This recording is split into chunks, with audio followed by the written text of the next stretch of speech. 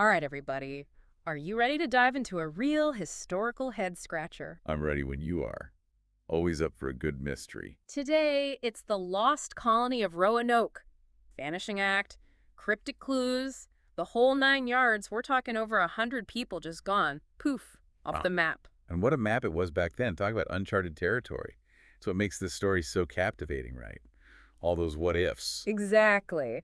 But before we get ahead of ourselves, Wikipedia's got a good starting point. We got to rewind a bit, even before the colony's set up.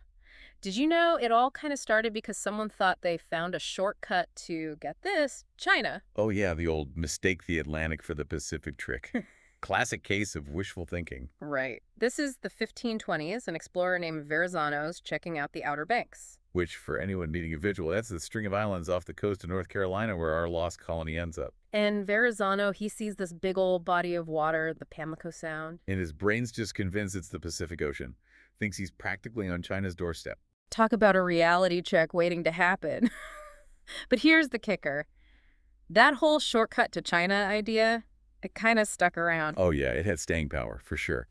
Decades later, good old Sir Walter Raleigh, he uses that very idea to get Queen Elizabeth on board with establishing a colony in the region. Which tells you something right there, doesn't it? It wasn't just about finding new land. It was about... Strategic advantage. Let's not forget, England and Spain, they weren't exactly best mates back then. Yeah. Big rivalry brewing. Oh, yeah. Always fighting over who got to rule the waves and who got to claim the New World. Exactly. So these early colonies, they were like pawns in this bigger geopolitical chess game. England's thinking, let's establish a foothold in this new world. Maybe snag some of that sweet, sweet Spanish silver while we're at it. Hold on. Snag some Spanish silver, you're talking. Privateering, my friend. Government-sanctioned piracy, basically. England would give these guys permission to just straight up attack Spanish ships, especially the ones loaded with treasure from the Americas. Finders keepers on a grand scale.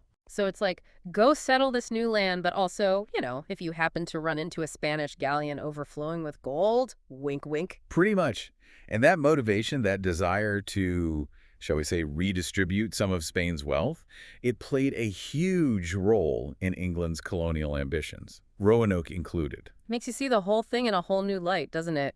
Roanoke wasn't just this idealistic attempt at a new life. Not at all. It was also about power, competition, and maybe a little bit of good old-fashioned greed, which, let's be honest, makes for a way more interesting story. So we've got this colony, right, with its eyes on China and its hands out for Spanish silver. What could possibly go wrong? Oh boy, where do we even begin? Let's just say those early Roanoke expeditions did not go as planned. Not even a little bit. Yeah, I was reading through the Wikipedia entry on this, and hot mess might be putting it mildly. 2 major attempts at settling, and, well, neither exactly screamed success. Understatement of the century. The first one, 1585, Ralph Lane's in charge. Talk about a rough start. Oh, yeah, Ralph, didn't he have that whole thing with... Wait, was it a shipwreck? Worse. Well, okay, maybe not worse, but definitely dramatic. Their flagship, the Tiger, eats it on a sandbar just as they arrive. Ouch. Talk about deflating. You've sailed across the entire Atlantic, you're finally there, and bam, stuck on a sandbar. Supplies lost, morale probably in the pits. Mm-hmm. And it doesn't really improve from there. This is where that whole silver cup debacle comes in, right? Ah, yes, the infamous missing cup. A real study in how not to handle cultural misunderstanding. Wikipedia glossed over it. What exactly went down? Well, something gets swiped from the colonist settlement. A silver cup, probably valuable, definitely not something you just misplace. Lane immediately blames the local Yucatan tribe. And correct me if I'm wrong, but I don't think he went with the whole ask nicely for it back approach. Not even close. Lane goes full-on retaliation mode. Leads a raid on the second village, burned their homes, wrecks their crops, the works. Over a cup. Yeah, it's easy to judge in hindsight, but yeah, massive overreaction. But it shows how deep that suspicion ran, that sense of superiority. And, strategically speaking, it was a dumb move. Because they needed the Yucatan. Weren't the colonists already short on supplies, thanks to, the whole shipwreck on a sandbar thing? Big time. They relied heavily on native tribes for food, especially after that disaster. Yeah. Burning bridges like that, not exactly a recipe for success. Speaking of not successful, this is where those individual players in this whole drama really start to matter. We've got Manteo and Wanchese. Oh yeah, the Native Americans who actually went to England and back. Imagine that culture shock. Talk about a crash course in New World, meet Old World. Wikipedia mentioned they traveled with earlier expeditions before all this, but now they're caught in the middle of this escalating tension. Right, and they represent both sides of the coin. Mantillo seemed more open to working with the colonists, saw potential benefits maybe. Wanchese, though, not so much. He was way more suspicious. And honestly, can you blame him? He saw the writing on the wall. Then there's Wingina, the Second chief. Changes his name to Pemisepan, which, if I recall correctly, means one who watches. Exactly. Talk about ominous foreshadowing. He literally becomes the one who watches, watching as these colonists take more and take more. He let his own son go back to England with an earlier expedition, didn't he? So at some point, he must have thought there was a chance for peace. It's a tragic what if, really. But then Lane comes along, torches his village, and any hope of trust. Gone. Pemisepan realizes these guys aren't here to share, they're here to take. So we've got this powder keg of mistrust, supplies are low, and as if things couldn't get more complicated, Sir Francis Drake shows up. Talk about a mixed bag. Yeah. Drake's arrival is like, hey guys, I'm here to save the day, but also, everyone's leaving, come on, let's go. And the colonists, after everything they'd been through, they're like, screw this, we're out of here. Can you imagine? Months of hardship, dwindling food, constant threat of attack, and along comes Drake with a one-way ticket back to civilization. No-brainer, right?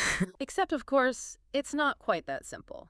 Didn't someone else show up, like, 5 minutes after they left? Cue the world's worst timing. Right.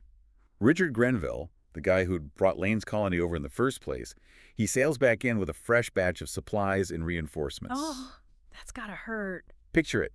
Grenville's all set to be the hero, riding in to save the day, only to find a ghost town. Except for, like, 15 guys, right? A small group Grenville had left behind to hold down the fort, so to speak. Yep. England wasn't quite ready to give up on Roanoke just yet.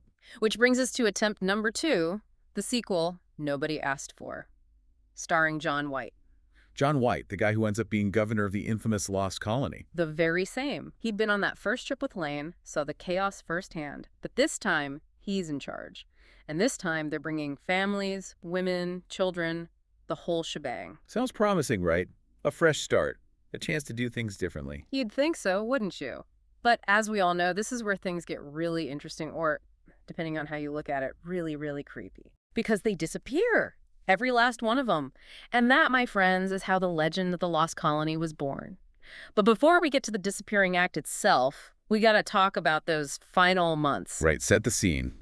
What was life actually like for these folks before they vanished into thin air? We touched on the whole native tribes are not happy situation.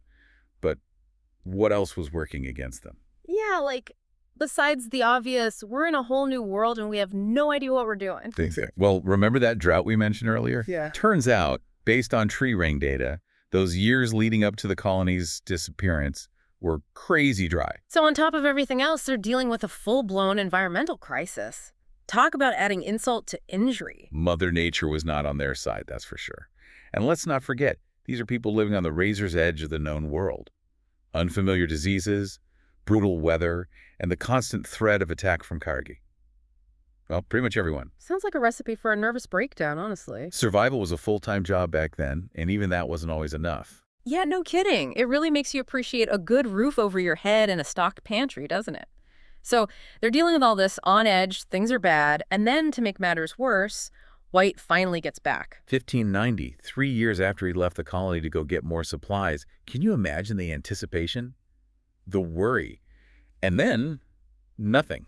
He doesn't find anyone, right? Just an empty settlement. Eerie doesn't even begin to cover it. Wikipedia really played up that ghost town vibe. Deserted houses, some belongings scattered around, but no colonists. No signs of a struggle, no indication of what happened, just silence. And that word, that single word carved into a post, CROATOAN, it's practically become synonymous with the mystery itself. It's the ultimate clue that leads nowhere, or everywhere, depending on how you look at it.